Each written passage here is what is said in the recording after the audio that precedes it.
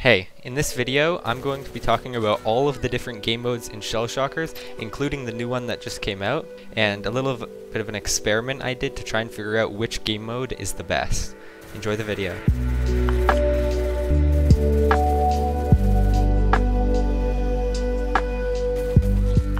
So before we get into the results, my little experiment in each of the game modes, let me just quickly explain how it worked. So I went into each different game mode separately for 10 minutes and recorded all of those 10 minutes to try to find how many golden eggs, kills, deaths, what my KDR was, and what my highest kill streak was in that game mode.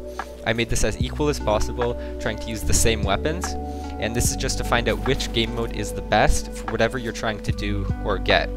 I'll also be adding personal opinions to each one of these game modes and why you might want to play it, even if it statistically isn't the best. Also at the end of the video, I'll be showing the results of a poll I did in my Discord to find out what the community's favorite game modes are. Let's get right into the first game mode.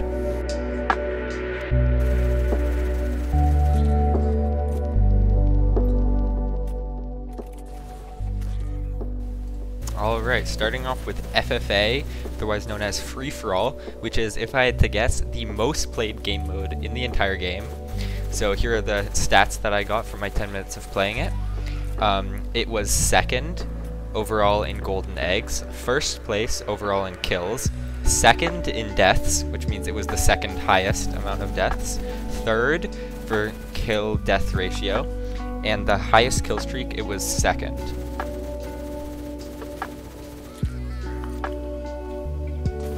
In my opinion, this game mode is probably the funnest game mode out of them all. It's the game mode I would choose to play if I just had some free time. And that's partly because it has the most action and it doesn't get as boring as quickly as some of the other game modes. It's also the best game mode for trying to improve and get better. And I found that you encounter much more skilled players in this game mode.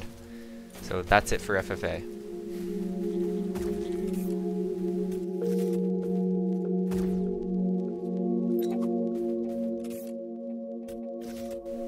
Moving on to teams, here we have all of the statistics. It came third in golden eggs, second in overall kills, fourth in deaths, which means it had the least amount of deaths out of all of the game modes, and first in kill death ratio, and first in highest kill streak. So as you've probably noticed, this is the best game mode for trying to improve basically any or all of your stats. But it can get boring because sometimes it's really hard to find people, especially if your team gets like really dominant. And I've also found, going along with what I just said, is that this game mode has the most kill stealing out of all of the game modes in my experience. But it is used for scrims, so I think a lot of other people are probably with me in saying that we couldn't go without it, even if it's not our first choice for playing in public lobbies.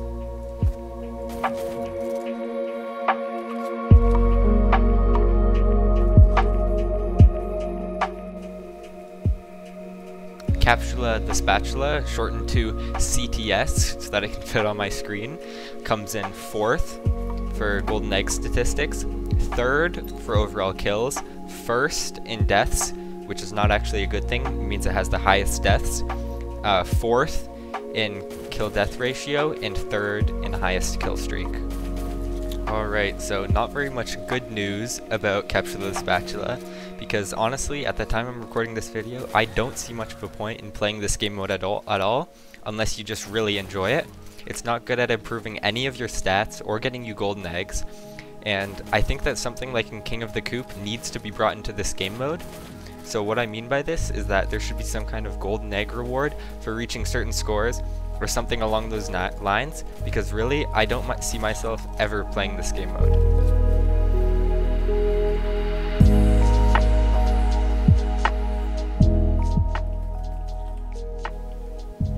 Alright, so here it is, the newest game mode in Shell Shockers, King of the Coop.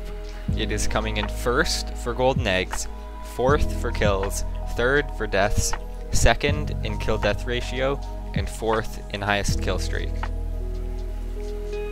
So this game mode is topping the charts with golden eggs, almost 300 higher than the second place game mode, which is FFA.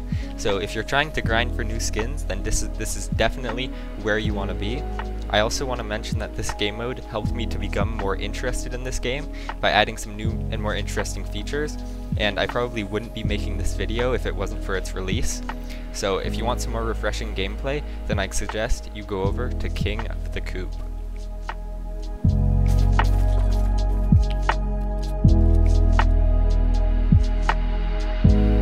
So that's it for all the statistics that I've gathered and some personal opinions I have on the game modes. So I'll wrap up the video by showing the results of the poll I did in my Discord and a quick ranking of all the game modes according to me. So the poll was very one-sided, leaning a lot towards FFA, with Capsule of the Spatula and King of the Coop next, and Teams at last.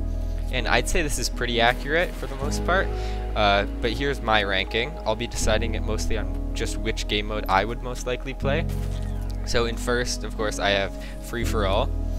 In second, I'm going to put King of the Coop. In third, Teams. And in last, Capsule of the Spatula. So that's my opinion. Feel free to agree or disagree, and it would be cool if you could give your opinion in the comments. So yeah, that's it for this video. I hope you enjoyed, and I'll see you next time.